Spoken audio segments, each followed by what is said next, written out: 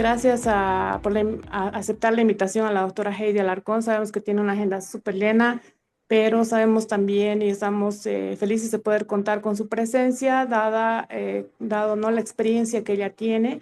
Ella es parte del laboratorio del Hospital Materno Infantil de la Caja Nacional de Salud del Departamento de La Paz, quien hoy día nos va a acompañar con la parte de laboratorio específicamente el tema que ella ha elegido, ¿no? Para poder fortalecernos en el marco de los aspectos en los que el personal de salud en general, bajo la experiencia que tiene la ASUS también, tiene que fortalecerse, ¿no? Entonces, bienvenida, doctora.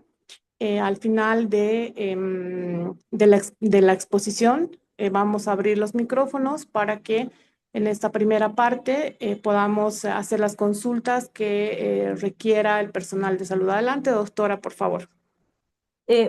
Como la doctora Tania ya indicó, soy la doctora Heidi Alarcón, soy bioquímica con la especialidad de microbiología y trabajo actualmente en el Hospital Materno Infantil, que pertenece a la Caja Nacional de Salud.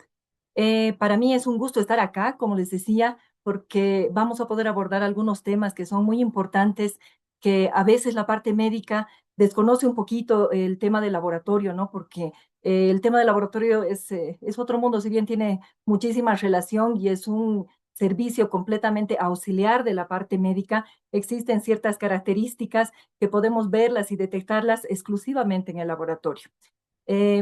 Ahora vamos a hablar acerca de lo que es la hepatitis B crónica, pero no es una hepatitis B crónica cualquiera, sino estamos hablando de una hepatitis B crónica oculta, que está muy relacionada con el antígeno de superficie. Esta hepatitis oculta, bueno, en realidad es una condición en la que el ADN del virus persiste en el hígado o en la sangre, pero las pruebas comunes, las pruebas de rutina que las realizamos en el laboratorio, prácticamente nos salen negativas. Entonces, cuando uno reporta un antígeno de superficie negativo a la parte médica, el médico se queda tranquilo y dice, este paciente no tiene ningún tipo de hepatitis, pero no es la realidad, ¿no? Ya que hay varios estudios que han demostrado que existen fragmentos del virus. Bueno, sabemos que el virus es un fragmento de ADN, entonces el fragmentos de ADN que todavía se encuentran escondidos en algunas células hepáticas o tal vez en la sangre y que son medibles y son detectables a través de otros mecanismos en el laboratorio. Con la aparición de la PCR y de las pruebas moleculares, el laboratorio ha dado un gran salto y ha podido avanzar bastante, entonces ya se están pudiendo detectar estas situaciones que anteriormente eran indetectables. ¿Por qué se debe esta situación? Porque posiblemente exista una replicación viral bastante baja en ese momento, en el momento que ese paciente está atravesando por una hepatitis. Y bueno, la hepatitis prácticamente dan, como les digo, todos los resultados negativos y prácticamente estaríamos hablando de esta hepatitis oculta que le vamos a llamar a partir de ahora OVI. O posiblemente porque existan algún tipo de mutaciones también en el virus. Sabemos que este virus es un virus muy versátil, que no cuenta con eh, la, bueno, la parte genómica, ¿no? Que no cuenta con un proceso de reparación de algunas mutaciones que se podrían producir. Entonces, el virus muta muy fácilmente y posiblemente se esconde, ¿no? ¿Por qué? Porque las pruebas de PCR están codificadas exclusivamente para un cierto tipo de ADN. Entonces, si hubiera alguna mutación, tal vez estos virus podrían pasar desapercibidos. Esta hepatitis oculta obviamente tiene significancia clínica. ¿Por qué? Porque puede causar daño hepático a futuro, ¿no? Estos virus podrían ser transmitidos también a través de la sangre, a través de órganos, o también podrían reactivarse en casos de inmunosupresión. Este daño hepático, por ejemplo, como les decía, podría representarse, bueno, podría presentarse a través de la persistencia del ADN, del ADN del virus en algunas células hepáticas, que posteriormente van a pasar a producir una fibrosis hepática, una enfermedad hepática crónica y posiblemente podría derivar, lamentablemente, en carcinoma hepatocelular. Podría producirse también una transmisión inadvertida, ¿no? Si bien el antígeno de superficie nos va a dar negativo, entonces la OVI o la hepatitis oculta podría pasar desapercibida. ¿Y cuál es el riesgo? Que un paciente OVI pueda ser un donante en potencia para realizar una donación tanto de sangre o como para una transfusión sanguínea o también como un donante para algún trasplante de órgano, específicamente de hígado, y contagiar al receptor. O tal vez este pacientito en algún momento de su vida pueda llegar a un proceso de quimioterapia, pueda requerir quimioterapia o algún tratamiento inmunosupresor, en el caso de que más bien podría ser el receptor de algún órgano y que tenga que ser necesariamente inmunosuprimido para no rechazar el órgano. Entonces, estos virus que están escondidos y que están dormidos, podríamos decir, dentro de algunas células hepáticas, podrían reactivarse y de pronto se va a producir una hepatitis aguda, una insuficiencia aguda y en la mayor parte de los casos es una hepatitis prácticamente fulminante. Hablando un poquito del virus de la hepatitis para que se pueda entender más, el virus de la hepatitis, bueno, el virus de la hepatitis contiene un genoma de doble cadena de ADN, como les estaba diciendo. Esta cadenita esta doble cadena tiene la DNA polimerasa, pero también tiene la transcriptasa inversa. Esta transcriptasa inversa es la proteína que no cuenta con ese mecanismo de solucionar algunos problemas dentro de las pares de bases que podrían estar fallados y se van a producir mutaciones. Es por eso que podrían haber algunos virus que no son reconocidos por los equipos. Por otro lado, el virus de la hepatitis va a presentar algunos antígenos en la superficie de la membrana. Es por eso que se llama el antígeno de superficie, ¿no? Que es el antígeno de superficie que ¿qué nos va a demostrar este antígeno de superficie? Cuando nos da positivo en el laboratorio, estamos hablando de que existe un virus viable en la sangre, porque todos estos antígenos van a ser liberados en la sangre. Tenemos otro antígeno, que es el antígeno, el HBE antígeno, que nos va a indicar específicamente que el virus se encuentra en un proceso de replicación activa. Es decir, que cuando se reporta en el laboratorio el HBE positivo, estamos hablando de que los virus están en constante replicación. Y tenemos el antígeno, el core, ¿no? El antígeno core, que prácticamente el core se encuentra encapsulado acá dentro del virus. Entonces es muy difícil medirlo a través de alguna técnica de laboratorio. Es por eso que nosotros en laboratorio no medimos el core, medimos el anticore, que ya vendría a ser el anticuerpo que se ha producido en contra del core. En el momento en que nosotros tenemos un antígeno de superficie positivo en el laboratorio y podemos evidenciar también la presencia de los virus, es decir, solicitamos al laboratorio una carga viral y bueno, nos da positiva la carga viral, estamos hablando de que el virus está activo en el cuerpo y que es una hepatitis franca y está activa. Pero por otro lado también tenemos lo que son los anticuerpos. Dentro de estos anticuerpos, como les dije, está el anticore, que es el más relevante. Y cuando hablamos de estos anticuerpos, bueno, ya estaríamos hablando de que, de que el cuerpo ya ha generado las defensas necesarias, ya están los anticuerpos ahí y que ya hemos creado la, ¿cómo se llama? La inmunidad, ¿no? Contra la hepatitis. ¿A qué se refiere el término de cero conversión? Cuando el antígeno de superficie ya va a producir su anticuerpo, es decir, que nosotros ya tenemos una defensa contra el virus de la hepatitis. Entonces estaríamos hablando de una curación. Este cuadrito es súper bonito, me gusta mucho y es un cuadro muy clásico porque nos explica prácticamente cómo se van elevando estos diferentes marcadores en el laboratorio. En una primera instancia, después de que la persona ha entrado en contacto con el virus de la hepatitis, se van a empezar a elevar varios marcadores. Por ejemplo, el primero en elevarse es el antígeno de superficie. Por eso también es el primer marcador que se lo mide en el laboratorio. Pero así como va subiendo el antígeno de superficie, posteriormente, más o menos entre la semana 24, 28, también normalmente va bajando el antígeno de superficie. Pero han habido casos también que este antígeno de superficie se ha mantenido positivo en el transcurso de los años. Luego les voy a explicar por qué es parte de estas hepatitis crónicas. Por otro lado, otro antígeno que se va a empezar a elevar es el HB, que este antígeno que nos está diciendo que los virus se están replicando, que están en una replicación activa. Entonces, este antígeno de superficie va a tener una correlación muy estrecha con la carga viral.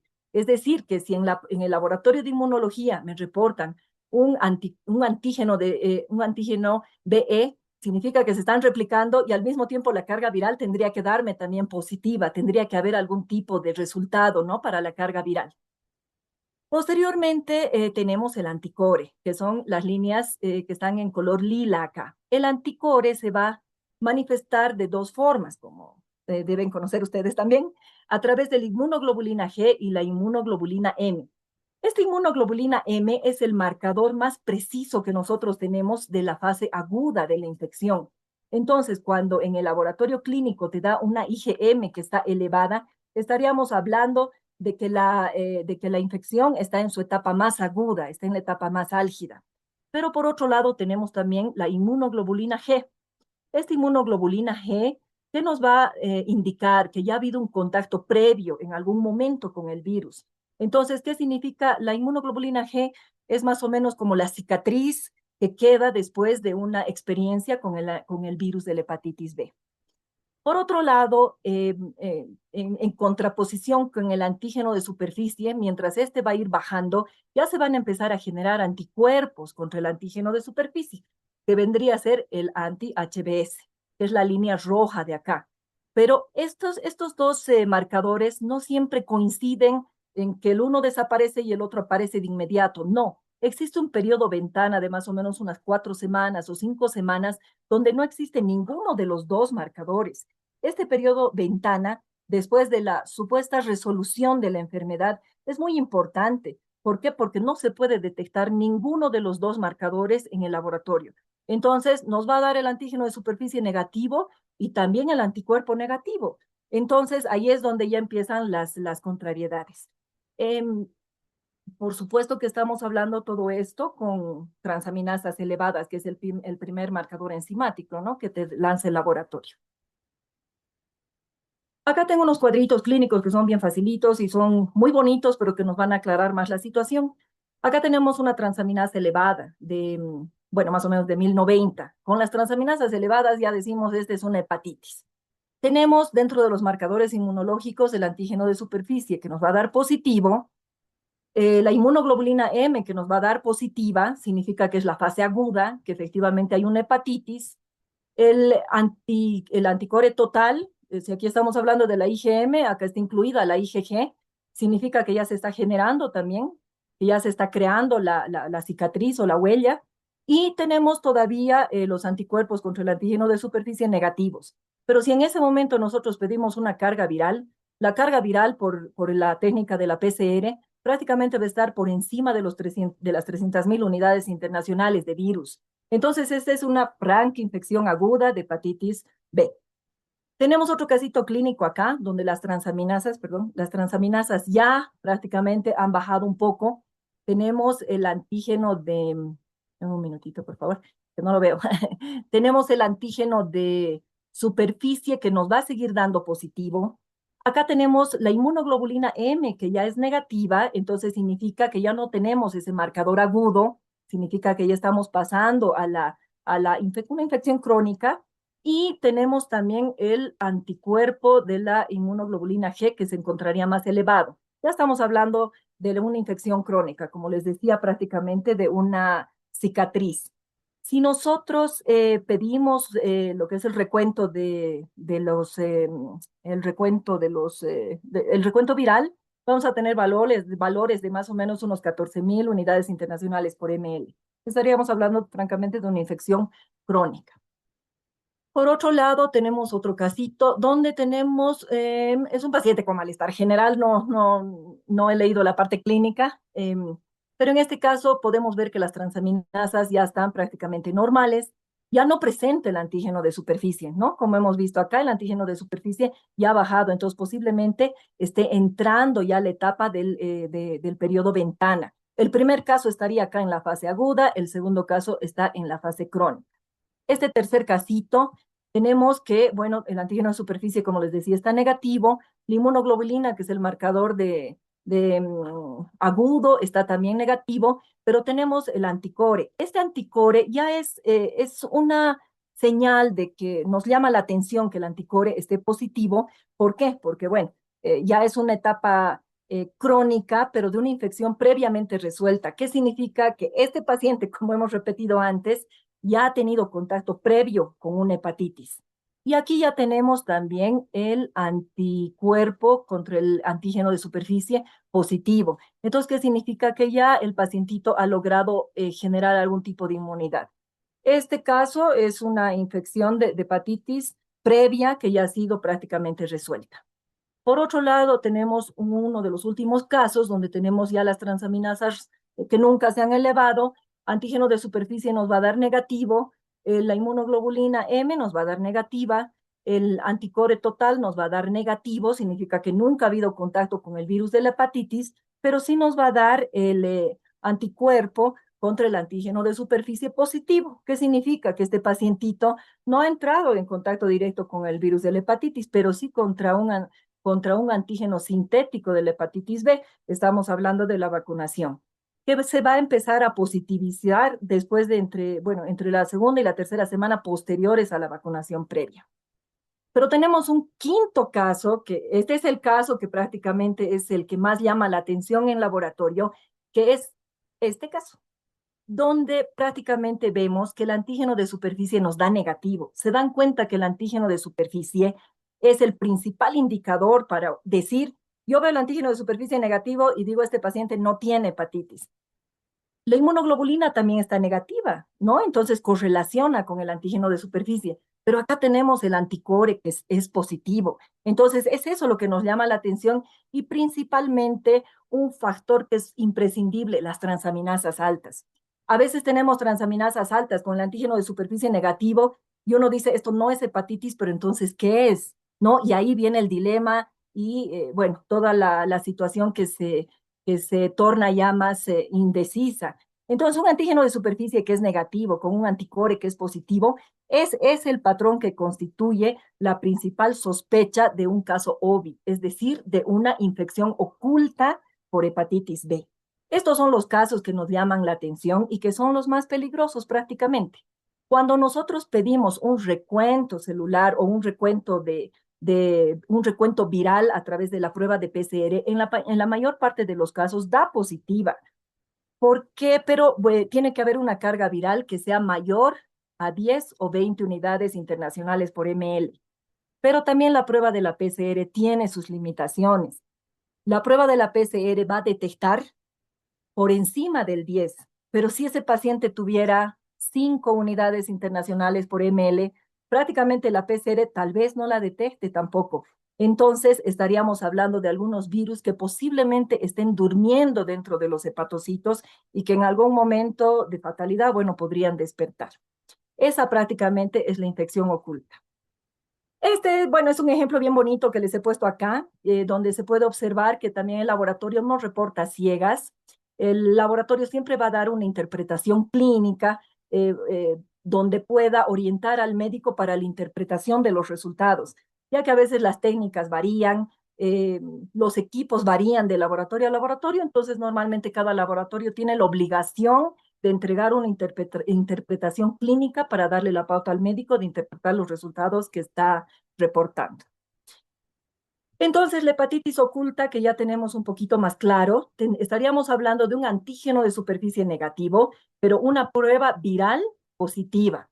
Entonces, la prueba habitual que nos dice que ese paciente no tiene hepatitis porque el antígeno de superficie es negativo, pero la PCR nos está demostrando que sí presenta el virus. Entonces, el diagnóstico de la hepatitis B oculta es un poquito complicado, ¿no? Lo primero que hacemos es testear el antígeno de superficie. Si el antígeno de superficie es positivo, el paciente tiene hepatitis, listo. Pero si el antígeno de superficie nos da negativo y el anticore nos da positivo, ahí podemos sospechar, ya estamos confirmando de que ese paciente ha tenido un contacto previo con la hepatitis, con un virus de la hepatitis, pero no nos está indicando si ha sido una infección aguda, si es una infección crónica, si ha sido una infección resuelta o si es una infección que está oculta en este momento. Entonces, este pacientito es el candidato perfecto para pedirle estudios que complementen, que vendría a ser la PCR. Ahora, si tenemos el anticuerpo de superficie, significa que el paciente ha sido vacunado o que la infección ha estado resuelta. Estos estudios adicionales que les estaba diciendo son los marcadores moleculares a través de las pruebas de la PCR que está tan evolucionada en este momento.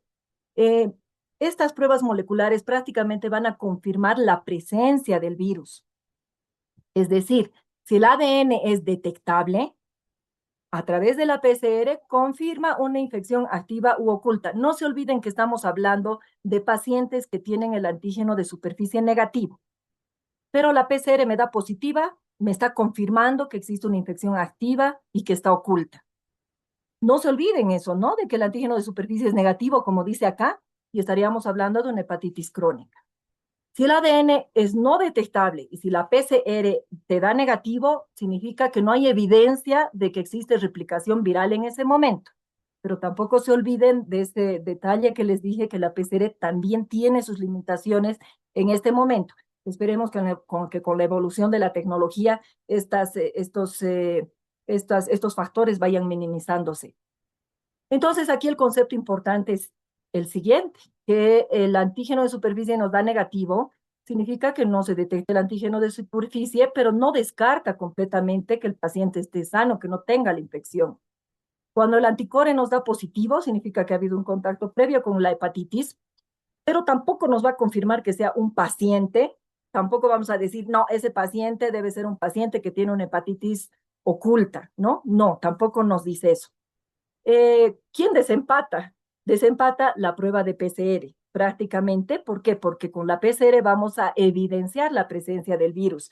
Si la PCR nos da positivo, nos va a confirmar la infección. Si nos da negativo, por supuesto que no.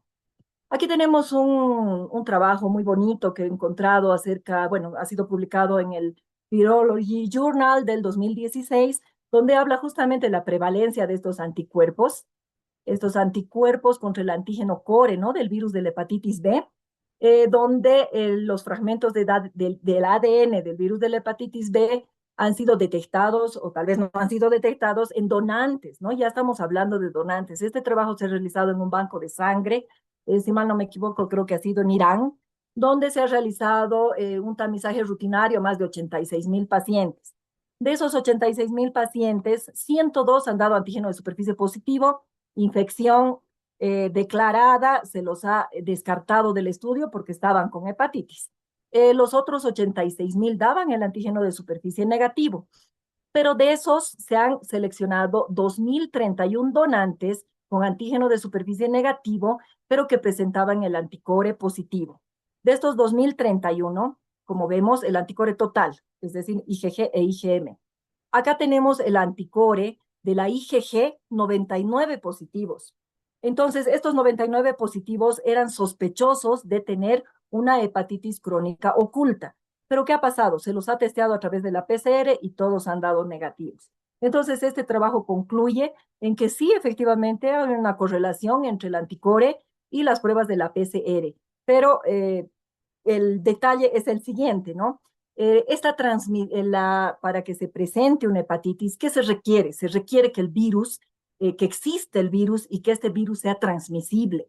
¿Cómo se va a confirmar eso? A través de la prueba de PCR, que va a confirmar detectando el ADN del virus a través de la PCR. En estos 99 donantes, el ADN del virus nos dio negativo. Entonces, como les decía, el trabajo concluye en que no existe riesgo de transmisión. Pero ¿qué pasa si un paciente que tiene este caso del anticore positivo va a donarle sangre a un paciente inmunodeprimido? ¿No?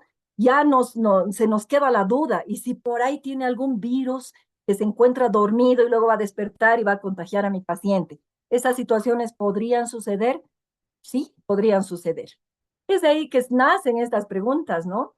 Por ejemplo, aunque el antígeno de superficie sea negativo, pero eh, el anticore sea positivo, ¿habrá la posibilidad de que ese paciente desarrolle alguna patología hepática? ¿No? El mismo pacientito con un anticore positivo a futuro, porque ya ha tenido contacto previo con el virus de la hepatitis. Bueno, la respuesta es que sí, porque el virus podría estarse replicando en cantidades tan pequeñitas que no son detectables con la PCR tampoco. Entonces, estas cantidades tan pequeñitas van a degenerar en lo que es la progresión. Aquí vemos, ¿no? Puede producirse un daño hepático, como decíamos al inicio de la presentación, un daño hepático lento, silencioso, que va a evolucionar a una enfermedad hepática avanzada, a la larga va a desarrollar cirrosis o un carcinoma hepático, más o menos en unos 10 o 20 años, aún estando con un antígeno de superficie negativo. Otra pregunta que nos podríamos hacer es si esta persona OBI con una hepatitis oculta podría contagiar a otros sin saberlo, ¿no? Siendo un donante de órgano o siendo un donante de sangre. Eh, no obstante, el tamizaje ha salido negativo en el banco de sangre. Por supuesto que sí, la respuesta también es sí. ¿Por qué? Porque puede existir esta transmisión de persona a persona del virus sin saberlo debido a que esta infección permanece oculta. Este donante de sangre o donante de órganos con el antígeno en superficie negativo podría ser un candidato que debería pasar a la solicitud de una prueba de la PCR para verificar que existan virus viables. ¿Quién nos va a guiar ahí? El anticore.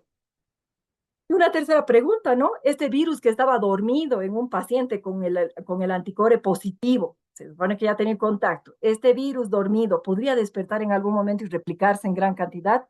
Bueno, por supuesto que sí. También estaríamos hablando de la reactivación. Este virus latente que se encuentra latente y de manera crónica en cantidades muy pequeñas que se va a ir replicando constantemente y de a poquito para que no sea detectable por ninguna prueba ni de la PCR ni por ELISA. Entonces, cuando disminuye la respuesta inmunitaria del paciente, en caso de que sea un paciente candidato a quimioterapia o algún paciente para como receptor de algún trasplante, entonces podría despertar ese virus y podría reactivarse y terminar en una hepatitis fulminante. Entonces, bueno, como conclusión de este trabajo, que me ha parecido muy interesante, es que no podemos conformarnos con pedir o solicitar al laboratorio simplemente el antígeno de superficie. Tenemos que comprender que la ausencia de este marcador no excluye completamente la presencia del virus de la hepatitis B en ese paciente. Entonces, la integración de todas las herramientas moleculares, serológicas, todas las pruebas de laboratorio prácticamente son recursos que nosotros tenemos que utilizarlos para poder tener un reconocimiento más claro y más exacto de lo que es, bueno, para nuestro diagnóstico clínico con el paciente, ¿no? Y el laboratorio, por supuesto, tiene que hacer, pues, todo lo posible para seguir fortaleciendo la capacidad diagnóstica, para optimizar la seguridad principalmente del paciente y contribuir también al control epidemiológico de la hepatitis B desde un enfoque preventivo, sensible e integral. Bueno, doctores, esa es la presentación. Espero que les haya gustado y si alguna persona tiene alguna duda, con gusto estoy acá para responder sus preguntas. Muchísimas gracias, estimada doctora Heidi Alarcón, por compartir con nosotros esta importante y enriquecedora presentación. Ahora abriremos un espacio para la ronda de preguntas. Invitamos a todos los Claro que sí. participantes a escribir sus consultas en el chat. Iremos dando lectura a las preguntas para que nuestra expositora pueda responderlas. Y si gustan también habilitar su micrófono para que la autora pueda escucharlas, también. Con todo el gusto.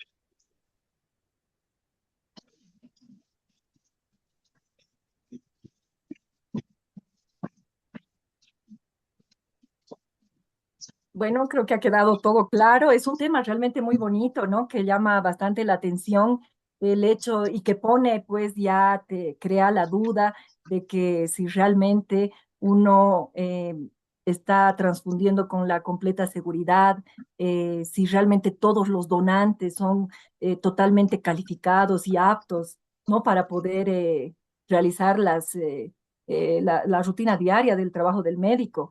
Pero lo más importante, doctores, yo creo que es siempre agotar todos los recursos, más ahora que tenemos tantos problemas, yo creo que a nivel de todos los hospitales, a todo nivel del sistema de salud, de denuncias, tenemos algún tipo de auditorías, ya los pacientes ya ven la forma también de protegerse. Entonces, tomar siempre los recaudos, ¿no? El laboratorio, está muy de moda ahorita el tema de la medicina basada en evidencia. El laboratorio prácticamente como laboratorio es la evidencia. nosotros tenemos la evidencia en el laboratorio. Entonces, el laboratorio es una herramienta esencial para todos los médicos que está ahí para servirles, para que ustedes puedan solicitar todos los estudios que sean necesarios y poder llegar a un diagnóstico mucho más certero, mucho más acorde con la clínica que están sospechando, ¿no? Entonces, yo creo que el laboratorio cumple un papel muy fundamental, un papel importante y fundamental dentro de la clínica diaria y que son herramientas que están ahí y que las podemos utilizar. En los laboratorios hacemos absolutamente, agotamos todas las instancias de controles de calidad y de todo para que podamos ofrecerles resultados 100%, bueno, 99.9 porque no hay el 100%, ¿no? Pero lo más cercano al 100% en precisión, en exactitud, darles resultados realmente certeros para poder ayudar todo eso en beneficio de nuestros pacientes. Así que, doctores, muchísimas gracias por el espacio. Doctora Tania, muchas gracias por el espacio. Realmente ha sido un gusto para mí que me hayan invitado a este webinar y espero que haya sido del agrado y de utilidad para todos los oyentes. Muy buenas noches. Vamos a continuar con nuestro programa y tenemos el agrado de presentar a nuestra segunda expositora, que es la doctora Geraldine Ramos Quisbert, médico gastroenteróloga, especialista en enfermedad del hígado. Es gastroenteróloga del Instituto de Gastroenterología Boliviano-Japonés y de la Caja de Salud de la Banca Privada de La Paz. Es docente de pregrado y posgrado de la Facultad de Medicina de la Universidad Mayor de San Andrés, vicepresidenta y miembro fundadora de la Asociación Boliviana para el Estudio del Hígado, miembro activo del Club de Hígado de La Paz y vicepresidenta de la Sociedad Boliviana de Gastroenterofilia La Paz. En esta ocasión desarrollará el tema encefalopatía hepática. Le damos una cordial bienvenida y agradecemos su participación en este importante evento académico. Adelante, doctora. ¿Cómo están? Muy buenas noches, muchas gracias. Primero agradecerles por la invitación. La actividad académica siempre es un impulso para todos nosotros, el personal de salud, no solo los médicos, todos enfermeras, nutricionistas, fisioterapia, etcétera. Todo el personal que está a cargo de la salud de nuestros pacientes siempre está interesado en poder aprender más, en poder escuchar más de lo nuevo que hay en las distintas patologías de nuestros pacientes, ¿no? Entonces, cuando me hablaron de poder presentar un tema en gastroenterología, me comentaron más o menos los temas que se tenían previstos para este segmento de charlas o de conferencias que se habían preparado por la ASUS, que me parece muy interesante, escuché un poco de los temas. Decidí hablar de una de las patologías más frecuentes que se ven en el área de hepatología, gastroenterología y hepatología específicamente, ¿no? Nosotros sabemos que la incidencia de pacientes con cirrosis cada vez es más alta, no solo por alcohol ahora, sino por distintas causas, por diversas etiologías, ¿no? Que cada vez son más importantes reconocerlas para poder tratarlas de la mejor forma posible en nuestros pacientes. Y cuando hablamos de pacientes con cirrosis específicamente, hablamos de lo que es, no podemos dejar de lado las complicaciones que tiene la cirrosis, que son tan llamativas para el paciente, para el cuidador y evidentemente para el personal que está alrededor, para el personal médico que atiende a los pacientes, ¿no? Y una de estas complicaciones de la cirrosis, principalmente en la cirrosis, aunque no solamente en la cirrosis, pero una de estas complicaciones es la encefalopatía hepática.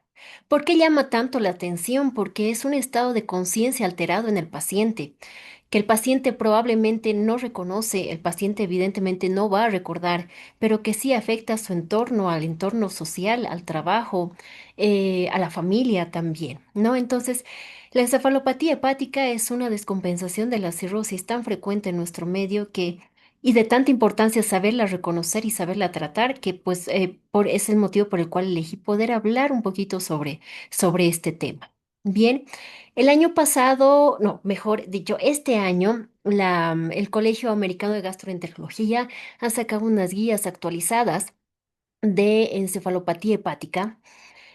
Y en estas guías inician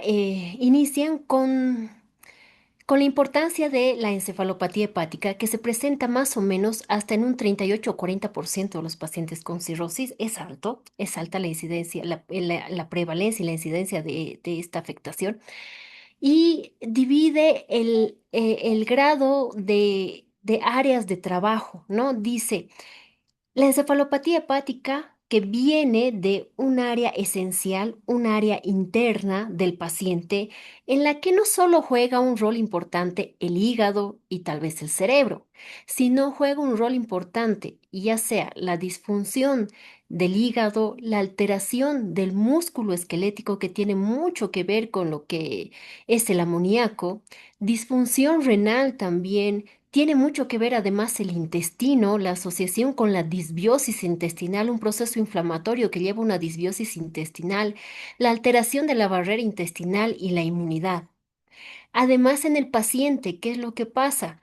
El paciente tiene un componente y un compromiso socioeconómico importante, no logra conseguir trabajo y si consigue trabajo tiene alto riesgo de perderlo y eso hace que los ingresos económicos sean menores y que probablemente el tratamiento no pueda realizarlo, ¿no? El paciente presenta caídas, algo constantes que no presentaba previamente. Deterioro para la capacidad de conducir. Tengo pacientes con cirrosis que eran choferes, que vivían, la familia o ellos vivían de un ingreso económico porque eran choferes y manejaban minibuses, taxis. Sin embargo, por la afectación de la encefalopatía hepática, por la presencia de encefalopatía hepática, están mm, con dificultad para poder cumplir con su trabajo y esto hace que los recursos económicos y los ingresos económicos sean menores, ¿no? Estos pacientes, una vez que inician con encefalopatía hepática, tienen la alta probabilidad de readmisiones hospitalarias y evidentemente incremento del riesgo de mortalidad. Y a nivel de lo que es la salud pública, la atención que estos pacientes deben recibir, no solamente es un médico el que maneja el caso de encefalopatía hepática, es un tratamiento multidisciplinario. Generalmente el primer contacto es el médico de emergencias, que es el médico general, la mayoría de las veces, ¿no? El médico de emergencias, el doctor de medicina interna, gastroenterología, está la nutricionista, ya vamos a ver por qué, está el trabajo social, por lo que todo lo que les había mencionado, todo el componente social que tiene además terapia física, etcétera, ¿no? Entonces, el paciente merece y tiene que tener un manejo multidisciplinario. Entonces, son tres aldeas, tres áreas de intercambio constante en el paciente con encefalopatía hepática. Si yo hablo de encefalopatía hepática en un paciente cirrótico, hablo de dos grandes grupos. No esperemos que el paciente con encefalopatía hepática sea un paciente que está con agitación psicomotriz y está todo el tiempo gritando y ingresa al coma y va a terapia intensiva. No necesariamente, esa es una encefalopatía hepática probablemente ya en estadio 3 o 4 de la escala de Westhaven, que es como nosotros clasificamos al paciente.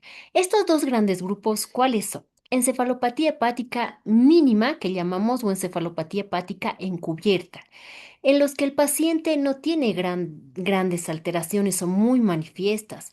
Es más, para el clínico que lo revisa, tiene que tener un buen ojo clínico para decir, creo que este paciente está en encefalopatía hepática. No sé, las respuestas son lentas, la mirada es lenta. Entonces son pequeños detalles que con la práctica clínica uno puede ir reconociendo, pero aún así dudando. ¿No? No es algo clínicamente expresado muy evidente, ¿no? Entonces, para esta área, para la zona azul que menciona aquí en la diapositiva de encefalopatía encubierta o mínima o grado 1 de Westhaven, cualquiera de las tres es lo mismo, necesitamos pruebas psicométricas. Hay distintas pruebas psicométricas que ya se las voy a mostrar enseguida que se pueden realizar, están en el internet, podemos bajar con el celular y demás y podemos hacerlas en nuestros pacientes, ¿no? Entonces, hay grupos de pacientes que tienen mayor probabilidad de estar en esta área, en esta zona de encefalopatía mínima y hay otro grupo de pacientes en los que la encefalopatía es manifiesta, el grado 2, 3 y 4 de Westhaven, ¿no? Entonces, la detección clínica es muy evidente, no tenemos muchas dudas y este paciente paciente, generalmente va a requerir hospitalización. Esto dependiendo también del apoyo social que tenga el paciente. Entonces, cuando hablo de encefalopatía hepática encubierta, mínima o grado 1 de Westhaven, la estrategia de diagnóstico es la prueba psicométrica. Pero ¿a quiénes voy a hacer? No voy a hacerla probablemente a todos los pacientes cirróticos porque o no me va a alcanzar el tiempo o no voy a hacer una adecuada valoración en quienes sí debería hacer, ¿no? ¿A quiénes? ¿Quiénes tienen más probabilidad de estar cursando con esta encefalopatía? Pacientes con hipoalbuminemia, pacientes con cirrosis descompensada, ascitis, sangrado variceal, lo que llamamos hipertensión portal clínicamente significativa, ¿no? Shunts portosistémicos probablemente, o quejas, paciente que diga, no sé, de repente me caigo mucho, ¿no? O me tropiezo y me caigo, siento que algo pasa y de repente me caigo. O que tenga infracciones de tránsito que antes no tenía. Conduce el auto, pero cumple infracciones de tránsito. Entonces ahí llama, son pequeños, grandes detalles que llaman la atención. Si ustedes me dicen y podemos usar laboratorios para hacer este seguimiento, esto tengo algo más confiable, algo que esté escrito, algo fidedigno, como por ejemplo el amoníaco sérico, no, el amoníaco sérico no nos sirve para hacer diagnóstico y tampoco para hacer seguimiento en este tipo de pacientes, ¿no? ¿Cuáles son las pruebas? Hay diversas pruebas. Miren, aquí tenemos algunas herramientas. Ah, las más utilizadas, dependiendo. No puedo decir yo, esta es la más utilizada y es la mejor. ¿Por qué? Depende del estado de educación del paciente, ¿no? Porque hay pruebas en las que tienen que reconocer letras, reconocer números, hacer una coordinación de letras y números. Hay pruebas en las que solamente tienen que hacer un nombramiento de ciertas imágenes que les dan, ¿no? Por ejemplo, la prueba de Strop, esta prueba de Strop Test es una prueba en la que nosotros podemos bajarla en el celular y nos toma algo de tiempo, ¿no? Va mostrando esta prueba las palabras en relación a nombres de colores, rojo, amarillo, verde, azul, pero la palabra rojo está de color azul, por ejemplo. Entonces yo a mi paciente le tengo que decir, usted nombra el color que ve, no lo que está escrito, el color que ve. Entonces, sale rojo con letras azules, el paciente tiene que decirme azul, por ejemplo, ¿no? Entonces, esta prueba no es para pacientes daltónicos, hay que tener cuidado, tiene que tener una buena visión, tiene que estar bien de la vista y tiene que saber leer también y reconocer los colores, porque si no sabe leer y sabe reconocer los colores, entonces siempre me va a decir el color, porque no sabe leer, pero si sabe leer y reconocer los colores, entonces yo voy a evaluar y la aplicación va a evaluar, más la aplicación me va a dar el resultado al terminar el test y me va a dar el resultado de que el paciente está o no con un grado de encefalopatía. Hay una escala psicométrica de encefalopatía hepática bastante completa que consta de 5 pruebas. Estas 5 pruebas son entre numéricas y de letras que el paciente tiene que ir correlacionando. Esta es la escala más aprobada por todos, es como que la escala base aprobada en todos los estudios y según a esta escala se han hecho y se están haciendo muchos otros estudios para hacer comparaciones de resultados de otras escalas psicométricas y la utilidad de las mismas, ¿no? Entonces sí podemos usar estas, sí debemos usar estas para hacer este diagnóstico. Pero además nosotros debemos saber diferenciar con otras causas de alteraciones cognitivas, ¿no? No es la única. El paciente cirrótico tiene todo el derecho de hacer otras patologías neurológicas, por ejemplo. El paciente con obesidad y cirrosis, ¿qué pasa? También puede tener trastornos del sueño, la apnea obstructiva del sueño. Esta es una patología que debemos diagnosticar y debemos diferenciar en nuestros pacientes. ¿Por qué? Porque la apnea obstructiva del sueño va a tener a un paciente cansado durante el día, ¿no? Se va a sentir cansado, agotado, no va a querer hacer actividades y podemos confundir, ¿no? Podemos ahí errar un poquito y confundir con una encefalopatía hepática. Entonces, paciente con cirrosis Toda alteración cognitiva no va a ser solamente encefalopatía hepática, sino hay que saber diferenciar el uso de alcohol, el uso de drogas, pacientes metabólicos con diabetes, una hiperglicemia, una hipoglucemia, patología neurológica, psiquiátrica, etcétera. Entonces debemos saber diferenciar de otras enfermedades que produzcan alteraciones cognitivas. ¿Qué hago con estos pacientes? Cuando yo diagnostico encefalopatía hepática, ¿a quién ingreso al hospital y a quién digo a este paciente puedo manejarlo de forma ambulatoria? ¿No? El ingreso hospitalario. La encefalopatía hepática tiene desencadenantes. ¿No? Algo pasó que está provocando encefalopatía hepática. Entonces, nosotros tenemos que sospechar de desencadenantes y ver algo está pasando en este paciente, porque si yo no trato el desencadenante, la encefalopatía hepática probablemente no vaya a mejorar, ¿no? ¿Y qué es lo que desencadena la encefalopatía hepática? Infecciones, sepsis, sangrado gastrointestinal, principalmente por varices, hipertensión portal, ruptura de varices, que es otra patología que afecta y descompensa a nuestros pacientes. Paciente que estaba recibiendo diuréticos por ascitis, por ejemplo, ¿no? Estaba recibiendo diuréticos, altas dosis, largo tiempo y hay una deshidratación en el paciente que como consecuencia se desencadena en una encefalopatía hepática. Entonces, estos pacientes tendré que internarlos porque la probable etiología de la encefalopatía pues es una descompensación por otra causa. La encefalopatía está dada por otra causa. Pacientes con altos grados de encefalopatía, 3 a 4 de Westhaven, que más o menos correspondería el estadio 4 a un estadio de Glasgow de -8 puntos. Estos pacientes deben ser tratados en la unidad de terapia intensiva porque es importante cuidar la vía respiratoria por el alto o altísimo riesgo de broncoaspiración. Paciente agitado con incapacidad para cumplir el tratamiento y pacientes que sepamos que no tienen familiares o que el entorno social no es de total apoyo para el paciente y el tratamiento ambulatorio no lo va a poder cumplir, ¿no? El ambulatorio es cuando hay una encefalopatía hepática muy inicial, una encefalopatía hepática mínima diagnosticada por las pruebas psicométricas, cuando probablemente desencadenante no es una hemorragia, el desencadenante no es una infección, no es un proceso infeccioso ni una deshidratación, sino estreñimiento. El estreñimiento también es un desencadenante de encefalopatía hepática, ¿no? Y es algo que se puede tratar en domicilio.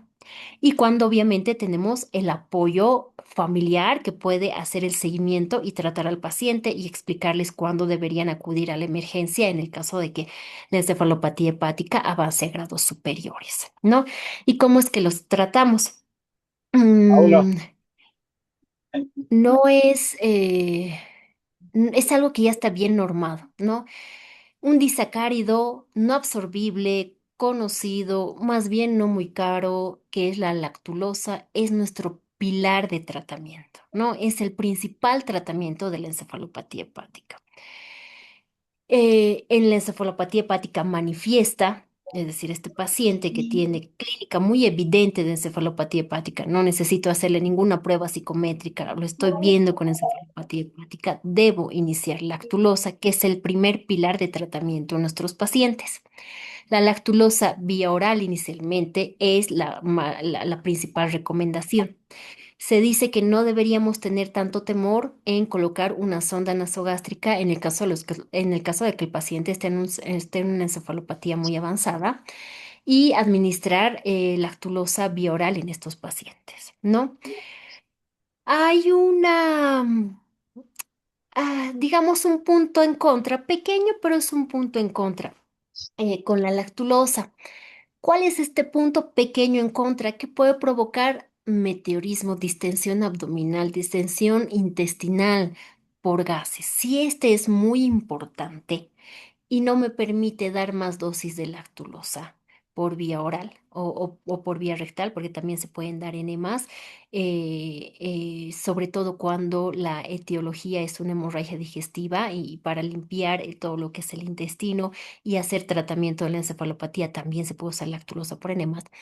En este caso, si la distensión, y se tienen pacientes con una importante aerocolia, parecen que se ha obstruido el colon inclusive, pero no se ha obstruido, es la producción de gas a nivel intestinal. Si esto pasara, se puede optar, hay alternativa con el polietilenglicol, ¿no? Se puede optar al uso del polietilenglicol de alto volumen, mencionan las guías, como alternativa terapéutica a la lactulosa, ¿no? En estos casos. Pero además debemos tener cuidado con otro fármaco. Debemos evitar los opiáceos. Los opiáceos, ¿qué es lo que hacen? Es enlentecer el movimiento del tracto gastrointestinal, ¿no? Por eso los opiáceos producen estreñimiento y como sabemos, el estreñimiento es una de las causas de encefalopatía hepática, entonces debemos evitar en nuestros pacientes. Evidentemente, evitaremos las benzodiazepinas, la gabapentina y otros medicamentos relacionados con la función neurológica, o depresión de la función neurológica, las vamos a hacer de lado. ¿No? Hay estudios pequeños relacionados con el uso de IBP prolongado en pacientes con cirrosis que pueden causar encefalopatía hepática o pueden evitar una recuperación adecuada de la encefalopatía hepática. No son grandes estudios, son pequeños estudios, pero la lógica, ¿cuál es? La disbiosis, ¿no? Recordemos que todo lo que tenemos dentro en relación al tracto gastrointestinal tiene un motivo y tiene un porqué, y suprimir el ácido gástrico tiene relación con lo que es disbiosis también. Entonces, de preferencia, si podemos evitar el inhibidor de bomba de protones, que muchos de nosotros usamos ya en todo paciente que ingresa a veces a internación, ingresa al hospital, omeprazol 40 miligramos y de cada día, ¿no? Porque para que tolere la medicación a veces decimos, pero no todos los fármacos son gastrolesivos, no todos, es más, son pocos los fármacos gastrolesivos verdaderos. Entonces hay que evitar esto en nuestros pacientes a no ser que sean muy necesarios. Bien, y cuando hablamos de todo este proceso de reconocimiento de la cirrosis y la encefalopatía hepática, primero se han visto cuatro pilares o cuatro ejes fundamentales para clasificar y poder tratar a nuestros pacientes. Primero, la encefalopatía hepática, si bien se presenta más en pacientes con cirrosis, no es en los únicos pacientes que se presenta, ¿no? La encefalopatía hepática se pueden presentar en tres grupos principales, principalmente en los pacientes con cirrosis, que es lo más frecuente, es lo más común que tenemos, pero también se puede presentar en pacientes con falla hepática aguda, ¿no? Cuando yo tengo un paciente con falla hepática aguda de cualquier etiología, ingesta tóxica de paracetamol, es un paciente con hepatitis aguda y hace falla hepática aguda con encefalopatía, estos pacientes son candidatos a trasplante hepático. Estos pacientes tienen mal pronóstico.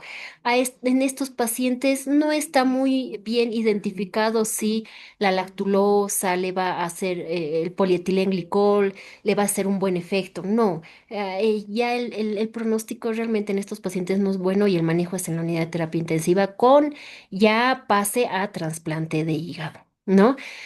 El tercer grupo, perdón, pacientes con derivación o shunts portosistémicos sin cirrosis, es decir, una hipertensión portal con shunts portosistémicos prehepáticos por otras causas. Bien, ellos también pueden hacer encefalopatía hepática. El grado de severidad, los dos grandes grupos que ya les había mencionado, la encefalopatía encubierta y la encefalopatía manifiesta. Entonces, tengo que decir, si es una encefalopatía hepática tipo C del paciente cirrótico, será esa.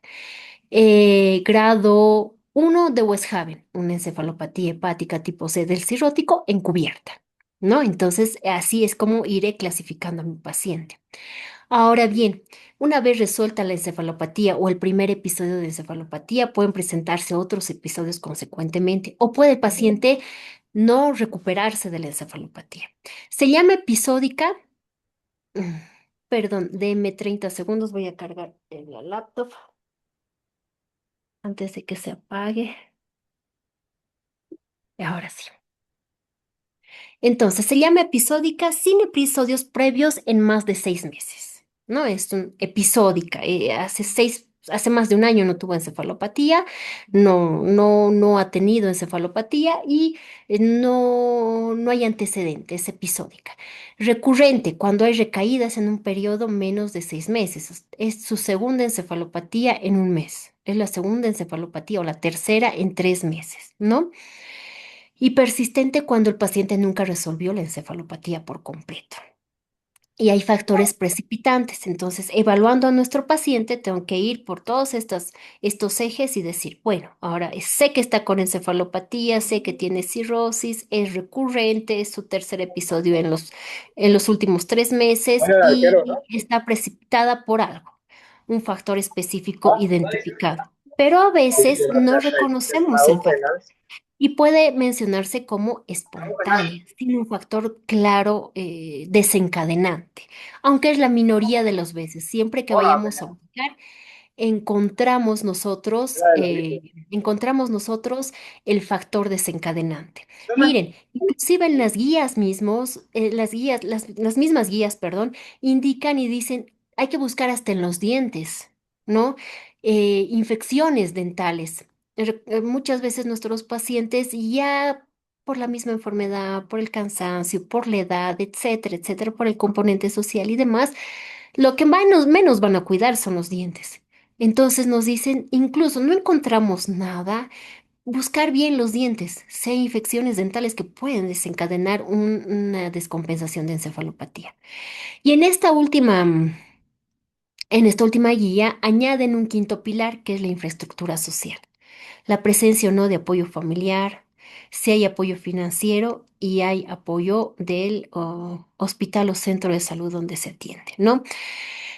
Muchas veces paciente con encefalopatía, sí, no es para segundo nivel o no es para primer nivel y hasta luego vaya al hospital de tercer nivel, pero sin tratamiento, sin por lo menos decirle, mire, inicie esta lactulosa, vamos a iniciar lactulosa y usted tiene que presentar estas características de las deposiciones mientras va tomando, vaya rumbo a su hospital o al hospital de tercer nivel, porque yo creo que esto es internación, que sería lo mejor, ¿no?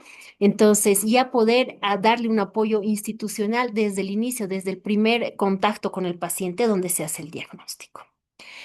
Pero no solamente tenemos lactulosa para el tratamiento. Si bien es nuestro principal fármaco, el fármaco de oro, el fármaco que nos sirve tanto en estos pacientes, tenemos otras recomendaciones a los que podemos echar mano, ¿ya?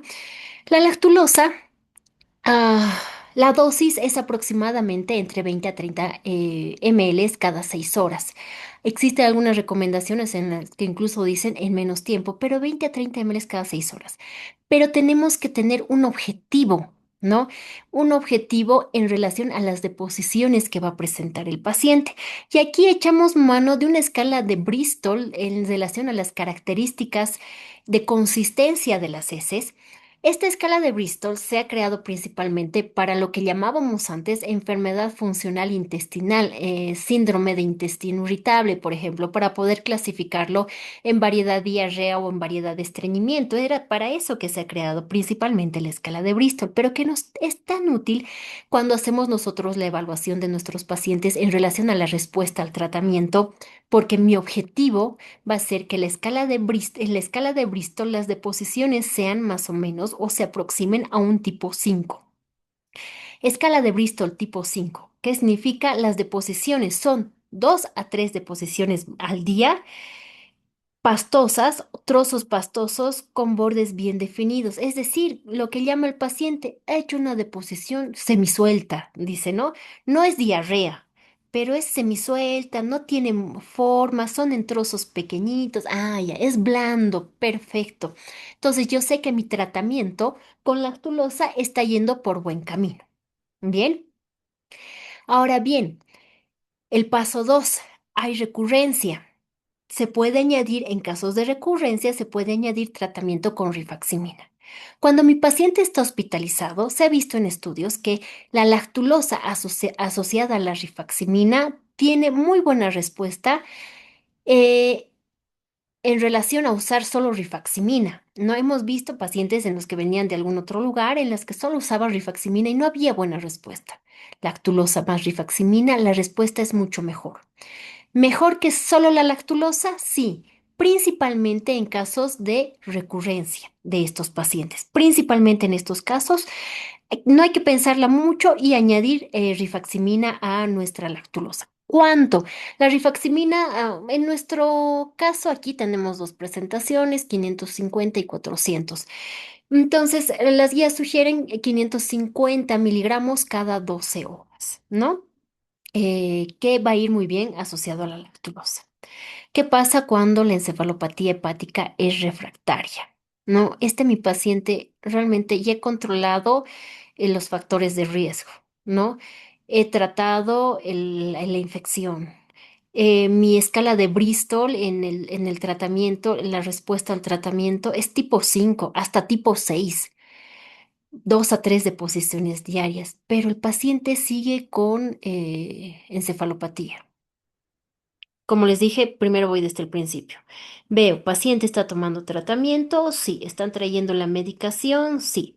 Factores desencadenantes, ¿los tengo controlados en los pacientes? Sí, hay factores desencadenantes. La respuesta que estoy buscando clínica en las deposiciones es la adecuada, sí. Todo va así, todo va muy bien, pero no me responde, ¿no? He diferenciado de otras patologías que puedan simular encefalopatía hepática. No se le ha hecho una tomografía de encéfalo, aquí está indicada la tomografía de encéfalo, no me responde, hay algo más. Le realicé una nueva valoración neurológica, pedí al neurólogo, ¿se acuerdan? Manejo multidisciplinario, pedí al neurólogo que venga y me hizo una adecuada valoración neurológica y me ha descartado la posibilidad de patología neurológica, incluyendo una tomografía de encéfalo, y no hay nada más. Sí. ¿Qué es lo que hago en estos pacientes? Y esto es muy de especialidad, es buscar shunts portosistémicos espontáneos.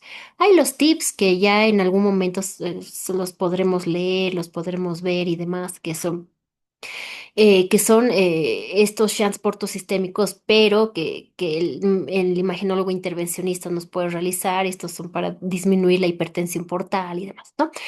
Pero en este caso, busco los shunts portosistémicos espontáneos bajo ciertas características para justificar esta encefalopatía hepática que es refractaria y que no mejora con nada, ¿no?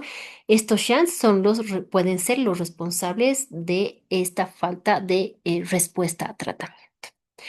Además de este tratamiento que hemos mencionado, hay estudios que nos muestran la probabilidad del uso del zinc, estudios en los que han evidenciado buena respuesta de los pacientes cuando han asociado zinc al tratamiento, porque por eso lo sugieren como una adición en pacientes con encefalopatía hepática manifiesta o con síntomas persistentes a pesar de uso de lactulosa y rifaximina.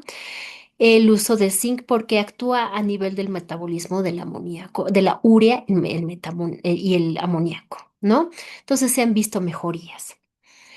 Y además de todo este tratamiento, hay que hacerle un seguimiento adecuado al paciente y se han desarrollado con IAS, esto no quería dejar de mencionarles, se han desarrollado aplicaciones. El paciente va bien, en el tratamiento intrahospitalario ha ido bastante bien, bastante tranquilo, ha mejorado.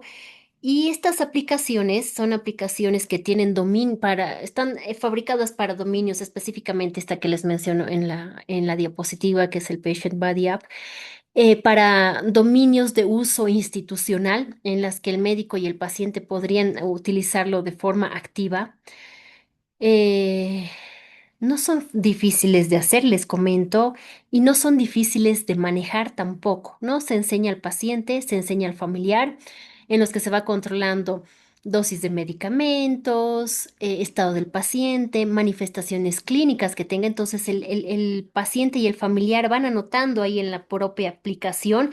En los dibujitos dice, hoy no durmió bien, hoy se durmió durante el día, se cayó 2 veces en la casa, ¿no? Entonces esos datos y el médico recibe esta información, llama al paciente y le dice, tiene que venir usted a la consulta mañana, ahora, en este momento, ¿no? Porque está viendo que está tomando la medicación, pero ya está presentando ciertos datos de descompensación, en este caso de la encefalopatía hepática específicamente.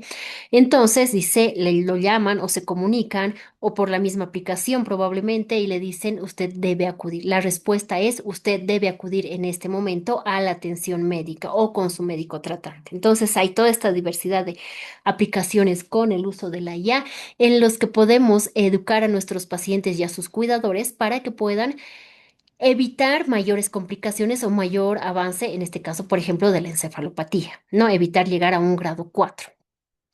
Y hay algo importante, como les mencionaba al inicio. Además, em, las nuevas guías, no solamente esta en la que está basada la presentación, sino varias otras también ponen de manifiesto al paciente, perdón, al cuidador del paciente, ¿no? Dicen, debemos cuidar al cuidador también, ¿no? El cuidador del paciente también tiene que tener un descargo psicológico, debe hacer consultas con psicología de forma periódica, de forma regular, porque el impacto en el estado de ánimo del cuidador del paciente es importante. Porque además, si eres cuidador del paciente, significa que lo más probable sea un familiar muy cercano, ¿no? Sea la hija, sea el esposo, como vemos en nuestros pacientes. Y la carga emocional para ellos también es importante.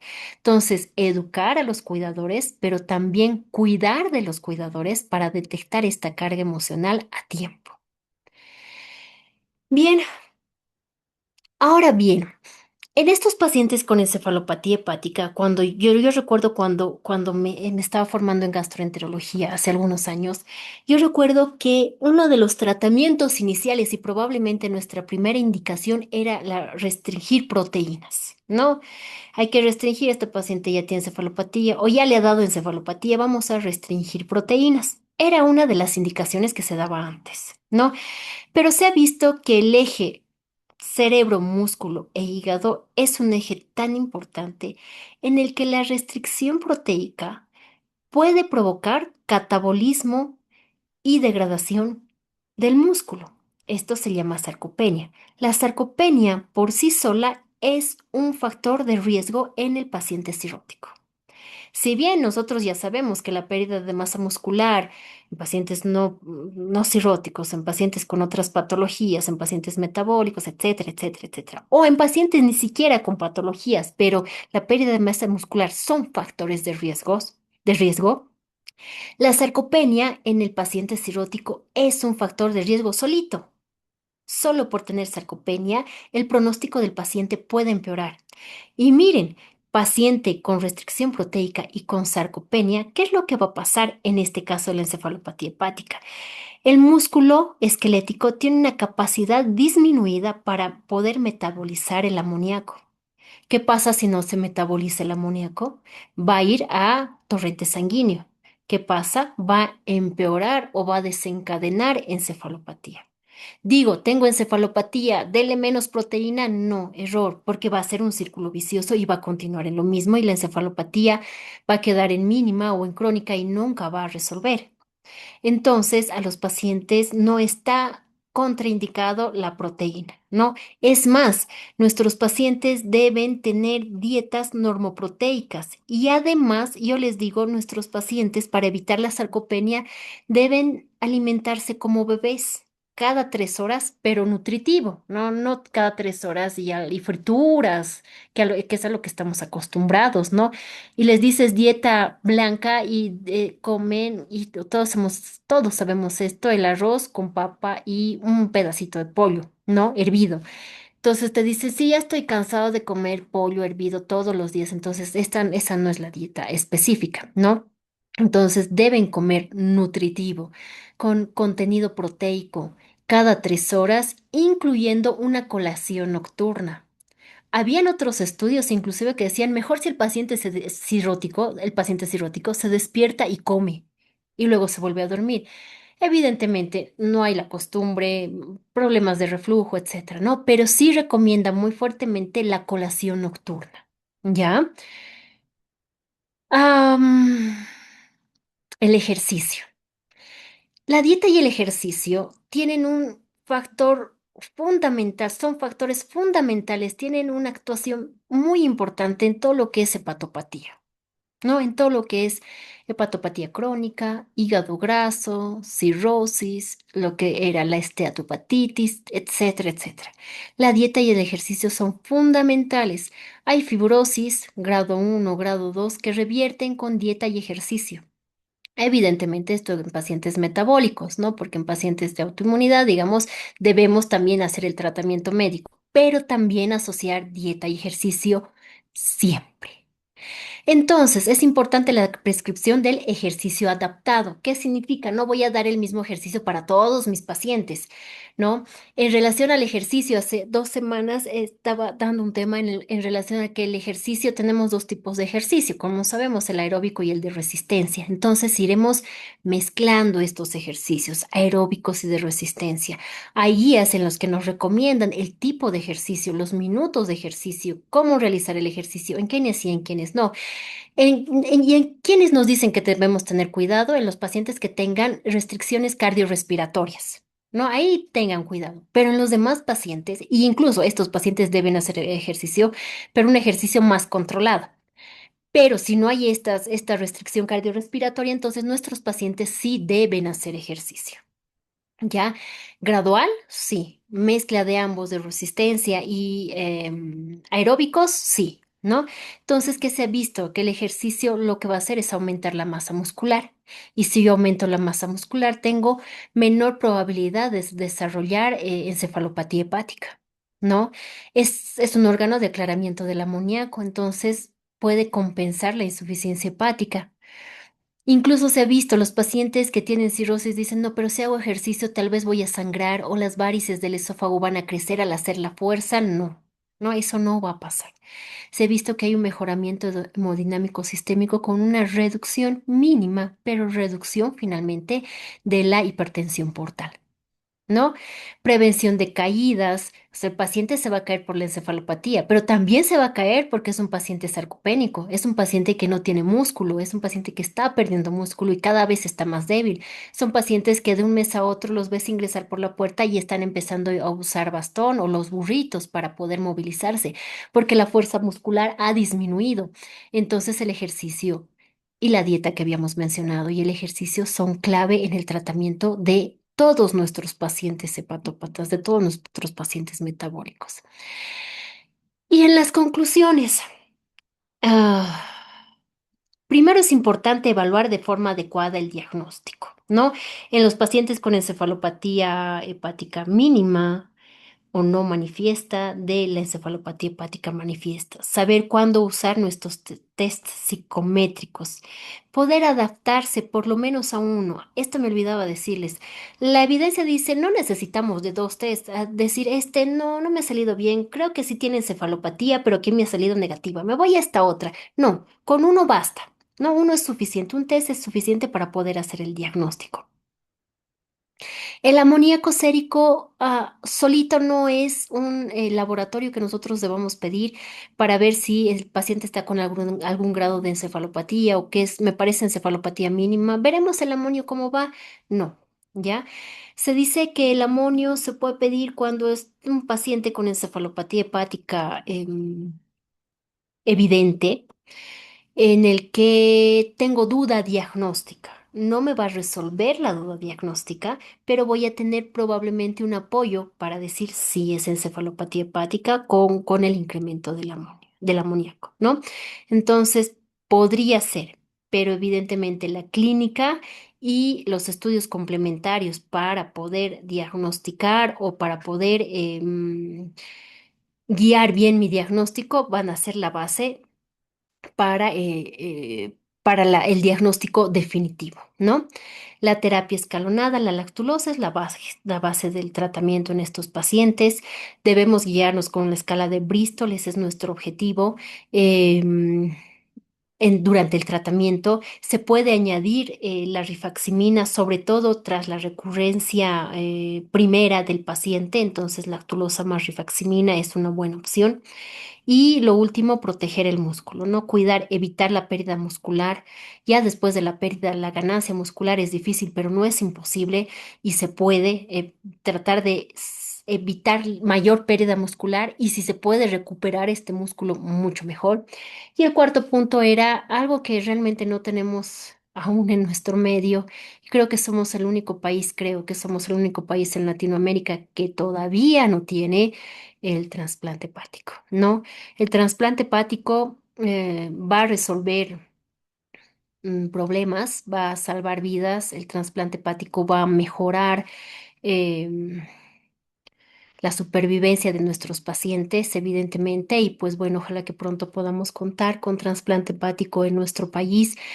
Creo que ya tenemos personas que se están preparando, que se han preparado y se están preparando para el trasplante hepático. Entonces, bueno, ese es nuestro punto final, es nuestro fin. La encefalopatía hepática no entra solita como criterio para ir a trasplante hepático, a no ser que sea una hepatitis aguda con encefalopatía, ¿no? Como les contaba, pero un paciente con cirrosis y encefalopatía hepática no es un paciente que incremente su puntuación como para ir al trasplante, pero la encefalopatía hepática realmente altera mucho la vida del paciente, ¿no? El desenvolvimiento diario del paciente y del cuidador. Aquí tengo en una publicación, en una de las publicaciones de encefalopatía hepática, miren, es la nota de un paciente que cuenta cómo ha vivido y cómo ha tenido por primera vez un cuadro de encefalopatía hepática. Pueden leerlo, lo voy a leer porque me parece importante. Dice, presenté por primera vez síntomas de encefalopatía hepática el 2019. Poco después fue ingresado en el hospital y me diagnosticaron de encefalopatía hepática, cirrosis relacionada con alcohol y ascitis. Mi madre vino a quedarse conmigo por Navidad. Ella misma lo ha descrito a veces como vivir con un extraterrestre, porque mi comportamiento hacia ella era irracional y doloroso. Una vez estaba convencido de que había un francotirador en la habitación de invitados y me dispuse a dispararle yo mismo. Esto fue increíblemente traumático para ella. Me aterra pensar qué habría pasado si hubiera mostrado estos síntomas en cualquier otro lugar que no fuera casa. Estuve en el hospital 4 semanas. Muchas veces estaba confundida y tenía alucinaciones. Al salir del hospital no tenía ni idea de lo que iba a hacer de mí. Tuve que usar un bastón durante más de un año. A menudo perdí el equilibrio y tuve una caída terrible. No podía leer ni escribir bien, ni mantener una conversación decente sin olvidar lo que había dicho. Tampoco podía cocinar, ir al baño, también era un problema, al igual que recordar tomar mi medicación. Sentía que mi vida se había estancado. De ser independiente y tener mi propio negocio, ahora tenía que depender muchísimo de otras personas y eso me afectaba mentalmente, ¿no? Entonces, es una muestra pequeña de lo que los pacientes con esta complicación pueden tener. Muchas gracias por su atención. Muchas gracias, doctora Geraldine, por su excelente exposición y por compartir sus conocimientos y experiencias. Abrimos nuevamente un espacio para que los participantes puedan realizar sus preguntas a través del chat o por el audio.